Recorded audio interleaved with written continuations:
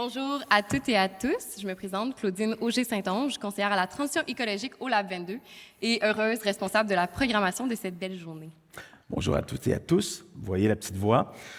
Ça parle des dernières nuits, mais je suis Dominique Vizina, cofondateur et directeur général du Lab 22. C'est avec vraiment beaucoup de plaisir qu'on vous souhaite la bienvenue aujourd'hui à La planète s'invite en classe, le premier rendez-vous pédagogique du Lab 22. Vous êtes un peu plus de 200 personnes aujourd'hui. Il y en a qui vont peut-être arriver un petit peu plus tard. Vous représentez en fait 41 écoles secondaires. On est vraiment choyés et fiers de votre engouement pour cet événement-là. Ça nous a vraiment beaucoup touchés. On tenait vraiment à faire un événement en présentiel pour vous donner la possibilité de vous rencontrer, d'échanger, d'apprendre les uns des autres. Donc, merci beaucoup d'être présents et présentes aujourd'hui. On a la chance au Lab 22, en fait, de travailler directement dans les écoles, de vous côtoyer, d'entendre vos besoins. C'est vraiment ce qui a inspiré l'événement, la programmation, les thématiques, les activités ont été conçues dans cet objectif-là, de répondre à votre besoin, d'être outillés concrètement pour faire de l'éducation relative à l'environnement et d'engager vos élèves dans la transition écologique. J'en profite d'ailleurs pour remercier notre comité aviseur qui nous a aidés dans la conception en fait de cette belle et pertinente programmation. Donc, merci à Mélanie Blais, technicienne en loisirs à l'École secondaire du Chêne-Bleu à Pincourt, Valérie Fortin, enseignante de musique à l'École secondaire Paul-Germain Ostigui à Saint-Césaire, Émilie Morin, chercheuse et professeure en psychopédagogie de la formation pratique au préscolaire et au primaire à l'UQAR, Amélie Poitras-Larivière, conseillère pédagogique en environnement au Centre de services scolaires de Laval, Marie-Claude Lamarche, directrice adjointe au service pédagogique ici au Collège Regina Assunta, et David Rousseau, enseignant de sciences et technologies et conseiller pédagogique en éducation relative à l'environnement au Collège Jean Heard. Merci encore pour votre temps et pour votre contribution.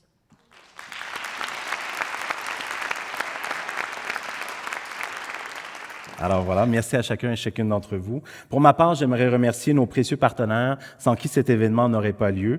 Je débute avec le gouvernement du Québec via l'enveloppe du secrétariat à la jeunesse du Québec, Desjardins, le Collège Regina Assunta qui nous accueille aujourd'hui et tous nos autres partenaires qui ont contribué au rayonnement et à la promotion de l'événement, dont la FEEP, la Fédération des établissements privés, et la Fédération des centres de services scolaires du Québec. J'aimerais aussi remercier tout spécialement les élèves qui vous ont accueillis en musique, donc sous la direction de Nathalie Duchesne, qui est enseignante de musique ici au collège. Donc, merci pour votre prestation. J'espère que vous avez apprécié.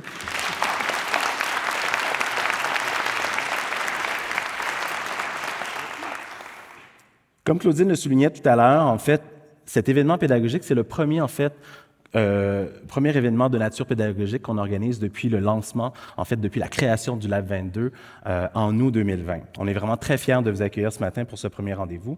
Et d'ailleurs, je ne sais pas si vous le saviez, mais il y a 4 ans dans cette salle, est-ce qu'il y a des gens qui étaient présents ici dans cette salle le 22 février 2019? Donc, très content de vous voir. Alors, qu'est-ce qui se passait ici il y a 4 ans? C'était l'événement qui était à l'origine du Lab 22, l'événement La planète s'invite à l'école, où on réunissait plus de 750 participants qui provenaient de 110 écoles du primaire à l'université pour propulser le Pacte de l'École québécoise. Vous savez, le Pacte de l'École québécoise, c'est un outil, c'est un appel à l'engagement, mais c'est aussi une feuille de route qui permet d'opérer et d'accompagner la transition écologique à l'école secondaire.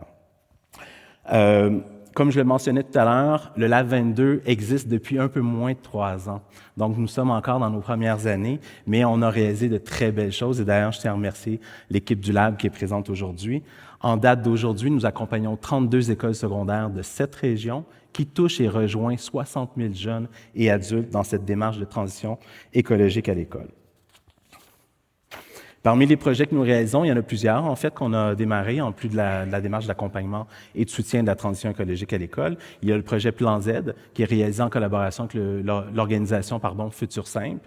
Il y a la démarche jeunesse sur la carboneutralité, qui est réalisée en collaboration avec l'Institut du Nouveau Monde et financé par Environnement et Changement climatique Canada. Et il y a un tout nouveau projet qu'on a débuté récemment avec une école autochtone dans le Grand Nord québécois, qui est sous l'administration du Centre de services scolaires Québec. Maintenant, sans plus tarder, j'aimerais pouvoir donner la parole à Mme Julie Duchesne, directrice générale du Collège Regina Assunta, pour nous adresser quelques mots.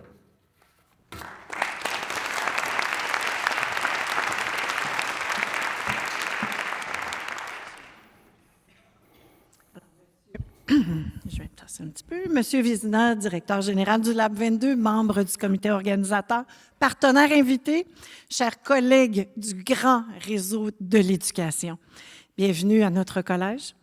Ici même, en 2019, sur la scène de la salle Marguerite-Bourgeois, était signé le pacte de l'école québécoise pour une école éco-responsable. Et au collège, nous avons cheminé depuis ce temps-là, et vous aussi dans la salle. Votre présence en grand nombre témoigne de l'effet de cette initiative qui a rallié toute la communauté éducative à une même cause, et ça, en défaisant les frontières. 4 ans plus tard, nous sommes maintenant au cœur de l'action. À l'endroit où tout se passe, c'est dans la classe que ça se passe. Mon ami Daniel Rousse, qui est professeur à l'ETS en génie mécanique et directeur du groupe de recherche industrielle en efficacité énergétique, écrivait quelque chose qui m'a bousculé dans la presse en décembre 2022. Il disait que le développement dit durable consiste à s'entendre sur la vitesse à laquelle on scie la branche sur laquelle on est assis. Personne ne parle d'arrêter de scier. Enfin, nous sommes très peu. Il y a une façon d'augmenter le nombre de personnes qui se sentiront interpellées et qui vont agir concrètement pour limiter les impacts.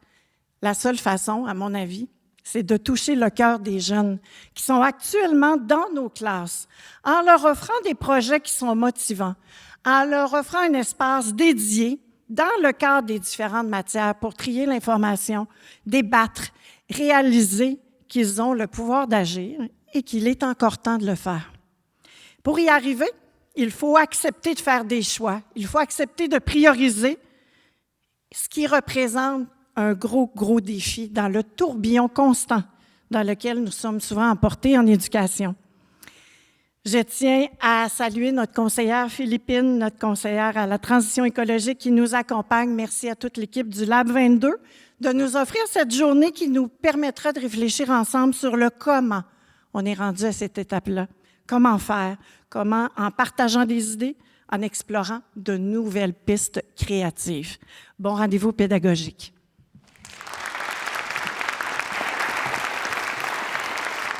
Merci, Julie. Merci pour ton accueil. Merci pour ta détermination aussi à accompagner ta grande école dans cette belle démarche qui est fort exigeante, mais porteuse de sens et d'impact. Dans la vie, je suis un animateur beaucoup plus...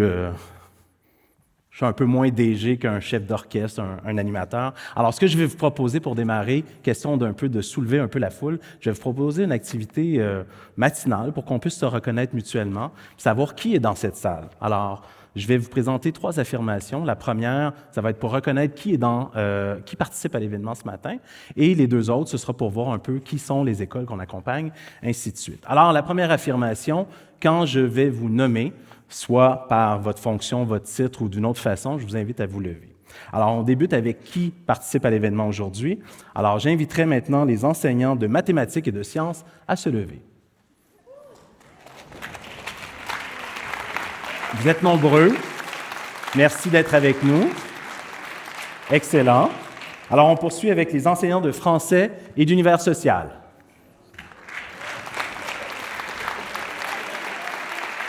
Merci d'être avec nous. On poursuit avec les enseignants d'ECR et de monde contemporain. Merci d'être avec nous. On poursuit maintenant avec les enseignants en éducation physique. Est-ce que nous en avons? Oui. On est très contents de vous avoir avec nous. Merci d'être là. Des enseignants en musique, en art ou en art dramatique.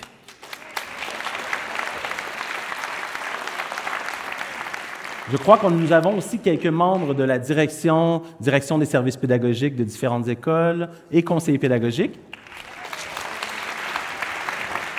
On a une super belle représentation. Je suis vraiment très heureux.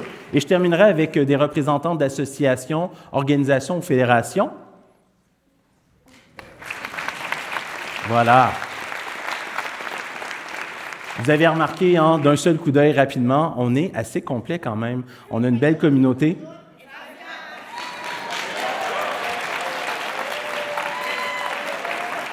Merci pour la correction. On travaille avec des enseignants, des enseignantes. Je me suis fait corriger. Désolé pour l'oubli. Pardon? Prof d'anglais, prof de langue, espagnol.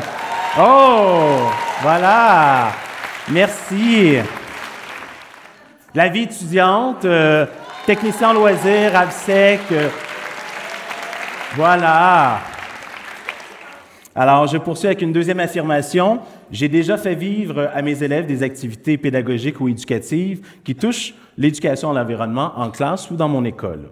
Alors, si vous êtes concerné par cette affirmation, levez-vous généreusement.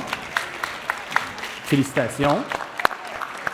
Alors, vous êtes des alliés depuis déjà peut-être longtemps. Sinon, rappelez-vous une chose, moi, ce que j'aimais beaucoup à penser ce matin en me levant, c'est qu'on est 200 quelques personnes ce matin, mais quand vous allez retourner en classe et dans vos écoles, si vous avez environ 8 à 10 groupes de 30-35 élèves, on a la capacité de rejoindre 70 000 jeunes. Et ça, c'est incroyable. Donc, on a une force de frappe collective ici ce matin qui est incroyable, donc utilisons-la à bon escient. La dernière affirmation est la suivante. Mon école participe et contribue à la démarche d'accompagnement de soutien de la transition écologique offerte par le Lab 22. Donc, qui sont nos écoles accompagnées en ce moment?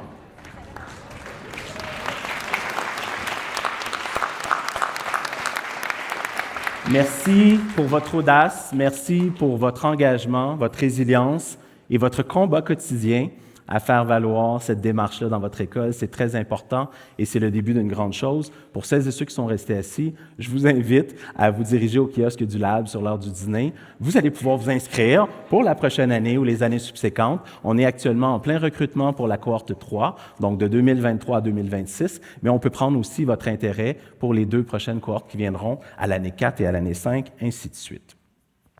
Donc, je tiens à mentionner que derrière votre cocarde, vous avez un code QR. D'ici la fin de la journée, c'est à mon tour de vous donner un devoir. Alors, sur l'heure du dîner, à une pause, on va vous inviter à prendre en photo votre code QR et à appuyer le pacte de l'École québécoise. Pourquoi c'est important? Parce qu'on est en train de faire une campagne actuellement pour essayer de soulever un enthousiasme autour de cette adhésion au pacte, qui se veut à la fois un appel à l'engagement, mais aussi une feuille de route pour accompagner la transition écologique à l'école. Au départ, c'était seulement les directions qui pouvaient la signer, mais maintenant, on peut l'appuyer comme parent, comme éducateur, comme citoyen, comme jeune, comme élève. Donc, on vous invite à l'appuyer massivement et rejoindre ce grand mouvement. J'ai assez parlé. Alors maintenant, j'aimerais inviter notre invitée d'honneur, ma bonne amie, Laure Varidel, à nous rejoindre sur scène.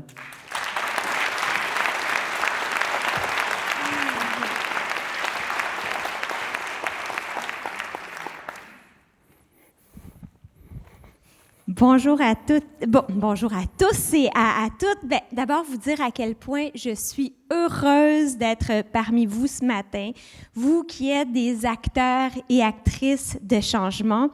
Mais avant d'entrer là-dedans, là, on vous a applaudi, mais moi, je pense qu'il faudrait applaudir aussi Dominique Vézina et l'équipe du Lab 22 pour tout le parcours qui a été fait au cours des 4 dernières années.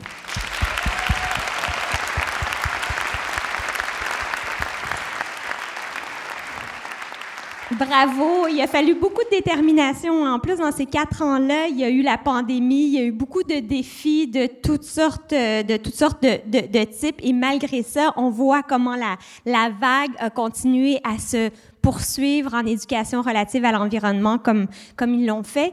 Puis moi, je tiens à vous remercier d'être là, puis surtout pour le travail que vous faites dans vos écoles, dans vos milieux.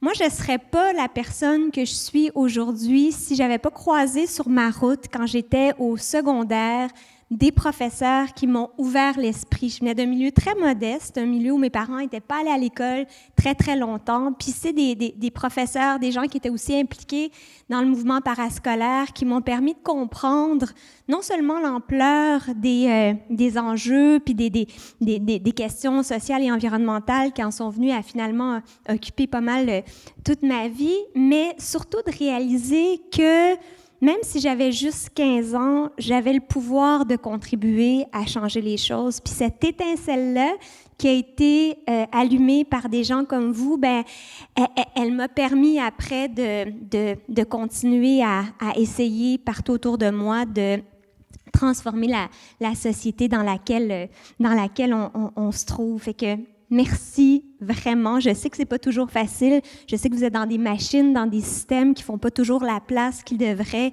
à l'éducation relative à l'environnement, mais on sait aussi que c'est les luttes qu'on n'abandonne pas, qu'on finit par gagner un jour. Donc, merci pour ces petits combats que vous menez dans vos milieux. Puis pour nous accompagner aujourd'hui, en fait, j'avais une image à proposer. C'est l'image des oies, des outardes, des bernaches qu'on voit déjà arriver ce printemps, parce que pour moi, elles incarnent la transition écologique et sociale qui s'impose, puis elles incarnent aussi le rôle que nous tous, leaders, que vous êtes en éducation relative à l'environnement, avez à jouer. Vous savez que les bernaches, elles ont une direction, mais c'est jamais la même qui est au devant. Elles se partagent le leadership, mais elles savent travailler en synergie tout en gardant chacune leur unicité. Elles captent les vents, elles les utilisent intelligemment. Puis je pense que si on veut pouvoir se déployer dans les écoles, puis après dans toute la société, bien, on a intérêt à travailler dans ce mode de coopération et création de synergie. Je pense que c'est important aussi pour même des questions de bonheur, parce qu'on voit qu'il y a beaucoup d'éco-anxiété autour de nous, beaucoup chez nos jeunes, beaucoup de gens qui se sentent impuissants face à l'ampleur des défis qui sont devant nous. Cette semaine encore, le dernier rapport du GIEC nous rappelait à quel point la fenêtre des possibles pour éviter l'emballement climatique se rétrécissait, à quel point les décideurs ne prenaient pas le virage qui s'impose. Et c'est facile de se sentir trop petit pour ça. C'est facile d'avoir le réflexe de plutôt se mettre la tête dans le sable puis se dire, mais on continue et on fait rien. Alors qu'en fait, on le sait tous, puis je pense que vous l'avez expérimenté si vous êtes dans la salle aussi, que le meilleur antidote à l'éco-anxiété, c'est l'engagement. C'est de sentir qu'on fait partie des solutions et de passer à l'action. Parce que oui, l'espoir, il est dans l'action, puis de tout temps, c'est comme ça que les humains sont parvenus à relever les plus grands défis, puis à améliorer beaucoup de choses dans notre société. Alors, voilà, fait que je vous invite dans les moments aussi où vous êtes peut-être plus inquiet, dans les moments où vous sentez peut-être sans pouvoir à penser aux bernaches, puis des fois appeler d'autres bernaches à prendre les devants quand vous êtes trop fatigué. Puis aujourd'hui, ça va être une occasion de créer ces liens-là pour provoquer des nouvelles synergies, s'inspirer les uns les autres. Et j'ai mon cher Dominique qui a disparu, mais avec qui j'ai envie de co-animer la discussion qui s'en vient, puis où je commencerai en te posant une petite question. Moi, j'ai dit ce qui m'avait allumé à l'école, le rôle de ce que j'avais vécu au secondaire. Mais toi, qu'est-ce qui, dans ton parcours pédagogique, quand tu étais plus jeune... Ouais. Je me suis posé la question, en fait, un peu plus tôt aujourd'hui, hier, et je me suis rappelé qu'il y avait 2 événements qui ont été probablement les plus marquants. Et ça fait quand même longtemps que j'ai quitté le secondaire, 87, ça vous donne une idée de mon âge. Et je pense que l'événement qui a été le plus marquant, parce qu'à l'époque, quand on se rappelle, il n'y avait pas de bac de recyclage à la maison encore, donc c'est une autre époque, c'était la classe neige. À la polyvalente Mont-Saint-Richard à Verdun, on offrait aux élèves la chance d'aller une semaine à l'Auberge du Petit Bonheur, dans les Laurentides, et ça a été une découverte extraordinaire de pouvoir faire du ski la nuit, de pouvoir faire des randonnées avec des biologistes. Ça a marqué, en fait, mon imaginaire de jeune garçon.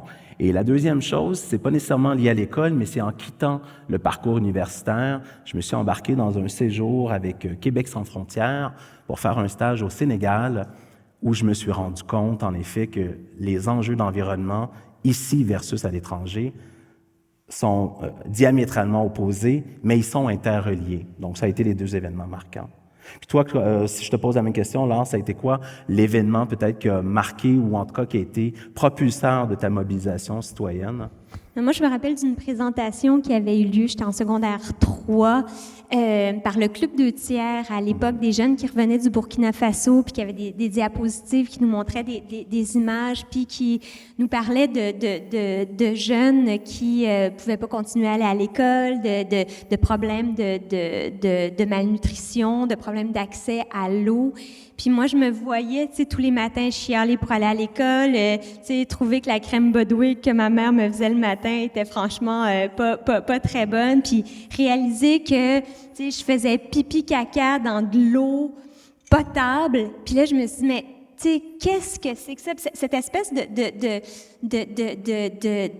tristesse qui m'envahit face à une injustice incroyable, ben, je l'ai transformée en source d'énergie positive à me dire, ben c'est pas vrai qu'on va laisser les choses aller comme ça. Puis moi, ça a été l'intérêt pour les questions internationales à l'époque. Puis après ça, j'ai réalisé que ici aussi, on faisait face à des défis. Puis beaucoup de comportements qu'on avait ici, en fait, avaient une incidence sur ce qui se passait ailleurs sur la planète. Puis on le voit maintenant, notamment avec la crise climatique. C'est un des exemples, parce que c'est ici qu'on a la plus grande empreinte carbone, mais les conséquences se font beaucoup plus durement sentir dans les pays plus pauvres, puis même dans la société, les gens qui sont les plus vulnérables dans notre société. Avant d'introduire notre conversation d'ouverture, vous avez peut-être entendu parler d'un phénomène nouveau, mais qui prend vraiment beaucoup d'ampleur. Alors, avant de commencer, là, j'ai voulu adresser une question à ChatGPT. La question est la suivante. Est-ce que l'éducation relative à l'environnement devrait être intégrée au curriculum scolaire des élèves au secondaire? Alors, il répond ceci. Oui, l'éducation relative à l'environnement devrait être intégrée au curriculum des élèves du secondaire. L'environnement est un enjeu crucial pour l'avenir de notre planète et il est important que les élèves soient conscients des problèmes environnementaux auxquels nous sommes confrontés et de la manière dont ils peuvent contribuer à leur résolution. Intégrer l'éducation relative à l'environnement dans le curriculum scolaire permettrait aux élèves de mieux comprendre les enjeux environnementaux, de découvrir les causes et les conséquences de la pollution, des changements climatiques et de la perte de la biodiversité, ainsi que les solutions durables qui peuvent être mises en place pour résoudre ces problèmes. L'ERE peut également aider les élèves à développer des compétences et des connaissances qui leur seront utiles tout au long de leur vie, comme la gestion des déchets, la conservation de l'eau, de l'énergie, l'agriculture urbaine, etc.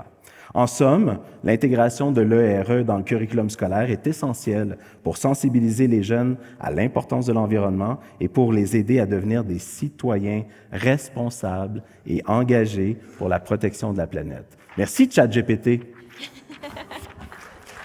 Merci, Dominique. C'est quand même à la fois préoccupant, mais à la fois intéressant de poser des questions à ChatGPT.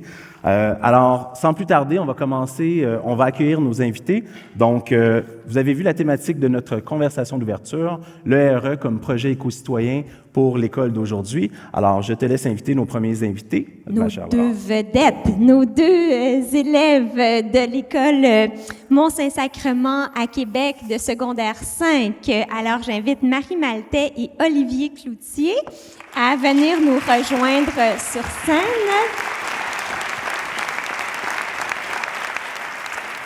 Et à mon tour, je vais inviter Mme Valérie Fortin, enseignante de musique et membre du comité de pilotage pour la transition écologique à l'école secondaire Paul-Germain-Ostigui de Saint-Césaire, ainsi que M. David Rousseau, enseignant en sciences et technologies et aussi conseiller pédagogique en ERE au Collège Jean-Eudes de Montréal. Bonjour David, bonjour Valérie. Merci d'être là à vous quatre. Alors, chacun de vous, dans vos milieux, comme étudiants, comme enseignants, vous incarnez l'éducation relative à l'environnement. Alors, racontez-nous un petit peu comment vous en êtes venu à vous engager, puis comment vous faites percoler cette préoccupation-là au centre de de vos engagements. Dans votre cas, c'est dans votre parcours scolaire aux études et puis comme enseignant. Fait qui veut commencer? OK, je peux commencer. Bonjour tout le monde. Ça me fait plaisir de vous voir. Merci pour cette belle question. Je suis un enseignant de sciences, donc c'est par la science que je me suis mobilisé. Les rapports du GIEC sont quand même alarmants, je pense pour tous, pour le citoyen moyen aussi, mais comme prof de sciences, je sens que j'ai une responsabilité aussi de traduire ça. Et le décalage qui existe entre ce que le GIEC nous demande de faire et ce que nos politiques font, ou notre système d'éducation, ça, c'est un moteur pour moi, ça c'est sûr. Je veux rattraper ce décalage-là. Merci, David. De votre côté, on va prendre un enseignant, une étudiante. Bon, ben je me lance.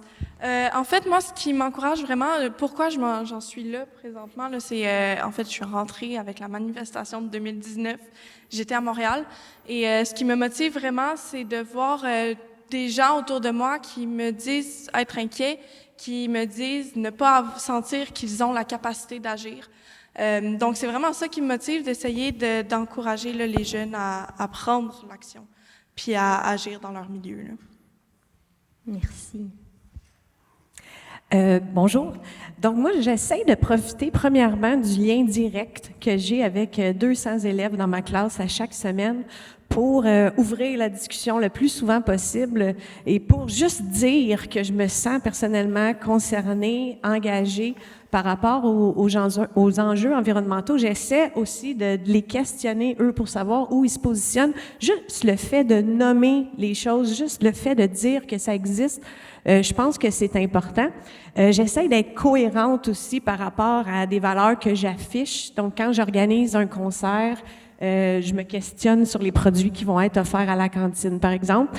Et puis aussi, dans les contenus que je présente en classe, quand c'est possible, en musique, je présente soit des artistes engagés, des chansons aussi qui peuvent les faire réfléchir. Et je leur dis qu'ils vont avoir le pouvoir d'émouvoir leurs parents lors du concert en leur disant que c'est important pour eux. Puis cette année, dans un autre ordre d'idée, je m'implique dans le comité pour la transition écologique, plus le volet sensibilisation. Puis après avoir fait le constat que dans le parcours des 5 années du secondaire, on en parle peu ou pas assez, je me suis donné comme mission de penser à une grille, en fait, très simple, là, sur laquelle je travaille cette année. Donc, imaginez ça comme un tableau. Il y a 5 lignes, secondaire 1, 2, 3, 4, 5, auxquels on vient greffer les groupes d'adaptation scolaire, et il y a 3 colonnes. Donc, ce que j'essaie de prévoir pour chaque niveau, c'est un contenu de formation sous forme de conférence. Donc, l'idée, c'est de faire venir un vulgarisateur scientifique ou quelqu'un qui va nous faire réfléchir. Donc, on va avoir ça. La deuxième colonne, c'est un moment où on va mettre le niveau en action. Donc, où est-ce qu'on va concrètement aller sur le terrain, faire quelque chose en lien avec le contenu qu'on a vu dans la conférence. Et la troisième, c'est une sortie nature, parce que je pense que, puis j'ai entendu ça dans ce que tu as dit tantôt, le fait de mettre les jeunes en contact directement avec la nature, c'est quelque chose qui les sensibilise. Puis ça, c'est quelque chose d'autre que j'essaie de leur transmettre dans les petites conversations de début de cours. Je leur parle de mes poules, je leur parle de mes expériences sur mon terrain pour attirer les abeilles. Puis je me permets comme enseignante, avec une vision large de l'éducation, je me permets de faire ces petites ouvertures-là pour qu'on réfléchisse ensemble. Merci, Olivier. Toi, qu'est-ce qui a déclenché ton envie de t'impliquer? Dans mon cas, c'est vraiment l'anxiété. Je suis un grand anxieux dans la vie, puis quand on fait rien avec l'anxiété, ça fait juste nous consumer. Donc, c'est vraiment en réalisant en m'informant sur toutes sortes de sujets par rapport à l'environnement, en voyant qu'il y a des choses qu'on peut faire, comme aujourd'hui, juste votre présence ici, c'est déjà une bonne partie de l'engagement, mais c'est ça, en passant par des petites actions, on finit par reprendre le contrôle de ce stress-là, puis réaliser que finalement, on est un grand acteur dans ces démarches-là. Donc, voilà. Tu as réalisé que tu avais plus de pouvoir que tu pensais. Exactement. Super. Moi, je me pose la question, peut-être que vous avez vu le reportage qui a été présenté il y a quelques mois par Radio-Canada Carbone, le climat en classe, point d'interrogation. On nous révélait d'une manière assez étonnante, en effet, l'absence ou du moins le peu de contenu relatif à ces enjeux et au changement climatique, alors qu'on nous dit au quotidien qu'il faut se mobiliser. J'aimerais ça, je ne sais pas si vous l'avez déjà vu, ce reportage-là, mais vous êtes mobilisés autant en classe et vous, en classe aussi, mais comme élève. J'aimerais ça savoir, en effet, ce serait quoi la vision idéale? Qu'est-ce que vous aimeriez pouvoir voir se traduire dans votre école, autant comme projet éducatif que comme proposition à l'école pour faire en sorte que ce véritable projet éco-citoyen puisse voir le jour à l'école? Donc, en fait, ce que je pense qui est nécessaire, c'est de parler un peu de transdisciplinarité et d'inclure tout le milieu scolaire dans ce mouvement-là pour faire en sorte que ce soit pas juste, par exemple, nous, on se concentre beaucoup sur la révision du programme de sciences et technologies, mais il ne faut pas que ce soit juste un enseignant qui porte cette charge-là, il faut que ce puisse être tout le milieu scolaire qui soit impliqué. Puis, dans un monde idéal, il faut amener les jeunes à être dans leur environnement, que ce soit en utilisant la forêt, en utilisant le milieu en centre urbain. Il faut les amener à expérimenter, à discuter ensemble, à voir et à comprendre un peu plus clairement, au-delà des notions théoriques, c'est quoi leur environnement. C'est vraiment ça, je pense, qu'il faut voir. Merci, Marie. David, est-ce que tu veux... oui, Olivier, tu veux poursuivre? Ben, je l'aurais pas si mieux dit, là, mais vraiment, tu sais, c'est beau d'apporter de l'information supplémentaire sur tous ces enjeux-là, mais si on n'apporte pas aussi des espaces pour s'exprimer, donner son opinion, gérer les émotions qui surviennent avec ça aussi, parce que, tu sais, c'est des sujets qui sont proches de nous. Donc, si on n'accompagne pas tout le monde, autant enseignants que intervenants ou élèves, là, je pense que c'est vraiment ce qu'on vise avec ces projets-là. Donc, un espace pour dialoguer, discuter. Voilà. Parfait. De votre côté, David et Valérie? À mon école, on a posé cette question-là aux enseignants, enseignantes, donc je vais utiliser leur réponse que je trouvais vraiment pertinente. Tu sais, la société a beaucoup évolué, elle évolue rapidement. Je regarde ChatGPT, c'est quand même impressionnant. Les programmes ont été créés dans les années 2000, là, je parle au secondaire. Tout a changé. Ouais, j'exagère, mais disons, la crise climatique, celle sociale et climatique qui nous intéresse aujourd'hui, elle a beaucoup évolué. Donc, c'est sûr qu'au niveau contenu, il y a des choses qui sont à revoir. Ça, c'est hors de tout doute. Puis, moi, ce qui m'intéresse aussi, c'est beaucoup la manière avec laquelle on va pouvoir transmettre ces contenus-là à nos jeunes. Puis, ça, j'ai l'impression qu'on manque souvent d'outils, on manque de modèles. Lorsqu'on a été formé à l'université, on n'a pas appris, disons, l'éventail de ce qu'on pouvait mettre en place. Puis en même temps, je vais parler pour moi comme témoignage. Au début de ma vingtaine, quand j'étais à l'université, j'étais peut-être pas prêt aussi à recevoir autant d'informations. Je pense que la formation continue, elle est vraiment importante pour les enseignants, enseignantes, parce qu'on est des personnes différentes, on est des enseignants différents. Donc, je pense que ça, ce serait une belle solution à mettre en place. Valérie? C'est une bonne question. Moi, je pense qu'il faut amener des contenus, mais il faut amener l'accompagnement au contenu. La prise de conscience, elle peut être choquante. C'est pour ça qu'il y a des gens qui sont dans le déni. Fait que je pense que comme équipe école et comme individu, il faut être à l'écoute de comment nous, on reçoit l'information, puis il faut apprendre nous-mêmes à la gérer, voir qu'est-ce qui fait du bien, puis ça, il faut en parler avec les jeunes. Moi, je reviens avec il faut, suite à l'information qu'il faudrait intégrer, il faut ouvrir la discussion, puis peut-être il faut être des modèles, en quelque sorte, pour les inspirer dans la façon dont ils vont gérer ça. Après, il faut leur donner des occasions, il faut leur dire, il faut repérer les leaders, puis il faut leur dire, des fois, on sème une petite graine avec un élève. Moi, je me rappelle, dans mon secondaire, quelqu'un a vu quelque chose en moi que j'avais peut-être pas vu, puis ça m'a aidé pour la suite. Fait qu'il y en a des élèves qui sont capables de faire bouger les choses. Vous avez des exemples de ça, il faut leur dire. Je pense que ça va aider aussi à rejoindre d'autres élèves.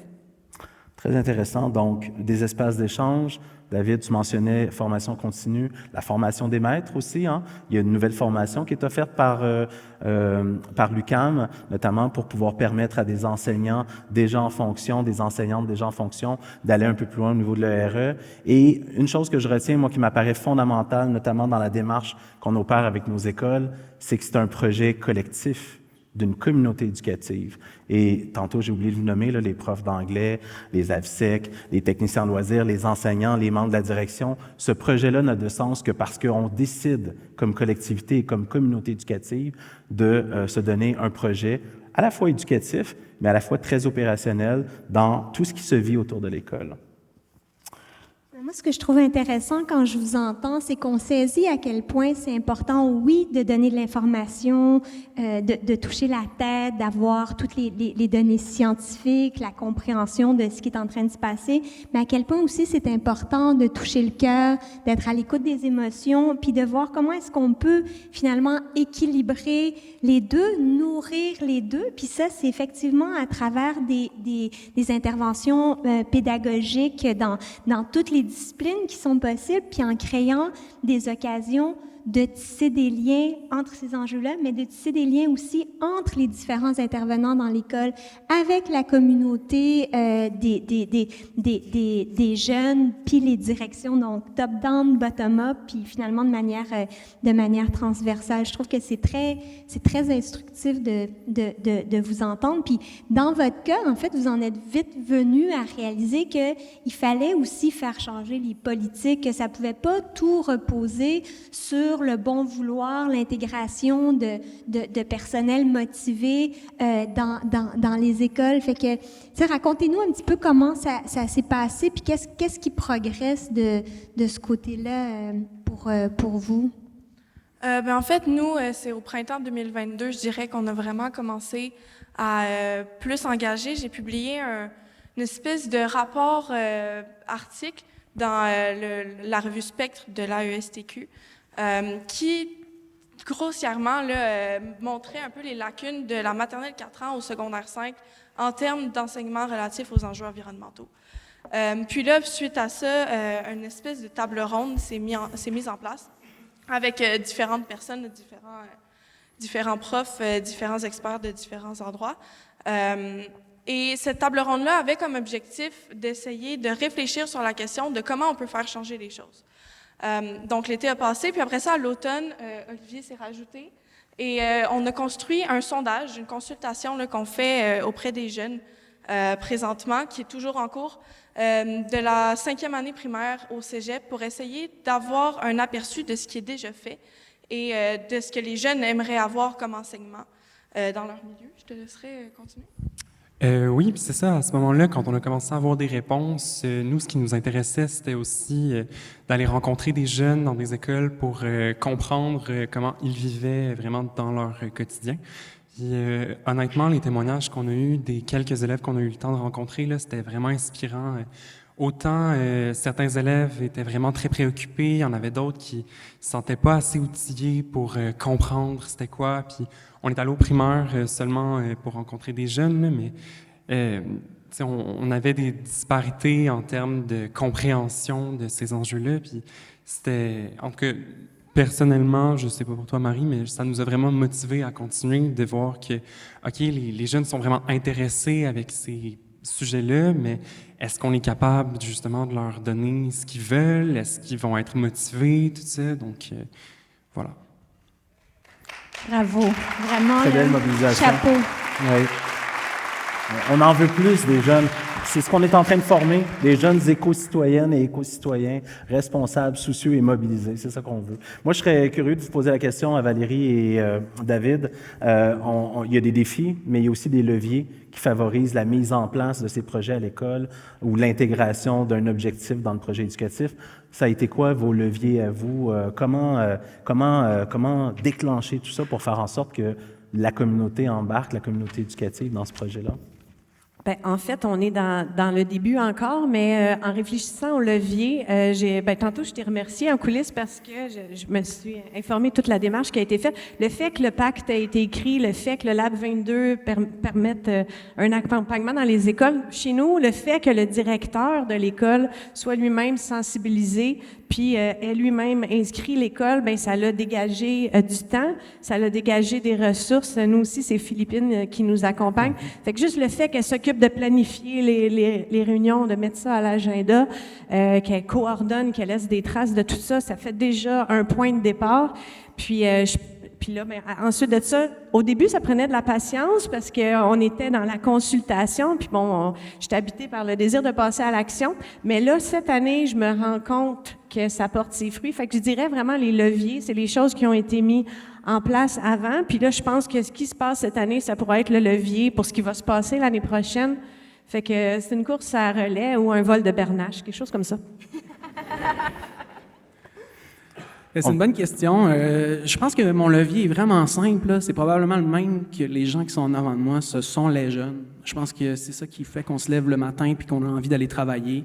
J'ai envie que mes jeunes puissent vivre dans un monde plus juste, équitable. Ça a l'air beau de dire ça, là. C'est une belle phrase. C'est difficile. J'ai envie qu'ils soient conscients. Puis malheureusement, il faut le dire, j'ai envie qu'ils soient résilients. C'est mon levier principal, je dirais. Je me permettrais juste d'ajouter une petite chose aussi. Qu'est-ce qui est un levier? C'est quand on commence à voir les résultats. Cette année, grâce aux démarches qu'on a fait, bien, on a un bar à salade à l'école, on a la grille sur laquelle on travaille, on a obtenu des subventions pour planter des centaines d'arbres sur le terrain de l'école. Il y a des plantes qui sont aperçues dans les corridors. Fait que le fait de voir ces résultats-là, c'est encourageant puis ça motive à continuer. Il reste beaucoup de chemin à faire pour mobiliser les jeunes encore plus. La route va être longue, mais on commence à voir les résultats, puis c'est un levier. Je me souviens d'ailleurs, quand on a lancé tout ça, les gens nous ont dit, mais vous allez les accompagner pendant 3 ans. Mon Dieu, il n'y a jamais personne que... Est-ce que vous avez l'énergie, le courage pour accompagner une école 3 ans? Mais en même temps, ça me semblait être le point de départ. En effet, pour une mise en place, ça nous prend presque plusieurs mois. Puis une fois qu'on a enclenché tout ça, comme tu le dis, quand on commence à voir les impacts, autant en classe auprès des élèves et de cette communauté éducative, bien, ça propulse un peu plus loin et c'est ce qu'on veut faire germer ensemble. Puis après, ça fait boule de neige exact. Aussi. Hein? On sème des graines, puis ça finit par pousser, créer un mouvement et tout. Là, le temps file. On a une dernière question pour vous. En fait, on aimerait ça savoir quels seraient vos souhaits. Qu'est-ce que là, vous avez 200 personnes engagées dans la salle. Qu'est-ce que vous avez envie de leur dire en terminant, qui est clé pour vous? Abandonnez pas. Soyez persévérant. C'est pour vrai, parce que, je veux dire, ça fait quand même longtemps que je m'implique, là, comme je le disais, à la manifestation de 2019. Il y en a eu des projets qui ont essayé, qui n'ont pas marché. Fait que je le sais que de s'impliquer puis d'essayer de pousser. J'ai parlé avec certains de mes enseignants aussi qui me disaient, bien, j'ai des classes, j'ai tellement une grosse charge. Fait que abandonnez pas. Là, vous êtes 200, peut-être que dans 2 ans, vous allez être 400, 1000, on ne le sait pas. C'est un mouvement qui grandit, puis c'est ça que j'aimerais voir, un mouvement de plus en plus grand. Mais c'est ça, abandonnez pas, vous faites des choses qui ont un réel impact sur les jeunes que vous avez dans vos classes, qui apprécient énormément ce que vous faites quand vous vous impliquez. Donc vraiment, c'est mon message. Moi, j'ai le goût de t'applaudir. Merci. Les luttes qui se gagnent sont celles que l'on n'abandonne pas. J'ai le goût de rebondir. Est-ce que tu as posé une question? J'ai pas entendu. Non, je disais que les luttes qui se gagnent sont celles qu'on n'abandonne pas. Exactement. Je rebondis sur ce que tu dis. J'adore ça, en vous parlant directement. Quand on vient à une journée comme ça, ce fut le cas il y a 4 ans, de se rassembler, ça nous donne de l'énergie. Utilisez cette énergie-là, utilisez-la bientôt parce que ça retombe vite. Hein, on se fait avaler par la vie, par notre routine. Dans les prochains jours, mettez-vous en action, c'est ce que je souhaite pour vous, pour nous, pour eux. Puis souvent, on ne sait pas où commencer, fait que j'y vais rapidement, là. C'est vraiment simple. L'éducation relative à l'environnement, c'est de varier ses approches avec ses élèves, les mettre en action, puis accompagner ces contenus de contexte signifiant 1, 2, 3. Vous faites ça, c'est gagné. À 98%, vous allez être en éducation relative à l'environnement. Bon succès. Merci, David. Ben, en fait, moi, je vous dirais surtout merci. Votre travail, c'est un des plus beaux au monde, puis je ne serais pas la personne que je suis sans toutes les personnes que j'ai rencontrées durant mon secondaire et tout mon parcours scolaire. Donc, utilisez la tribune que vous avez auprès de vos jeunes, la proximité que vous avez avec eux chaque jour pour continuer de les inspirer. Vous faites vraiment une plus grande différence que ce que vous pouvez l'imaginer. Donc, merci. Merci.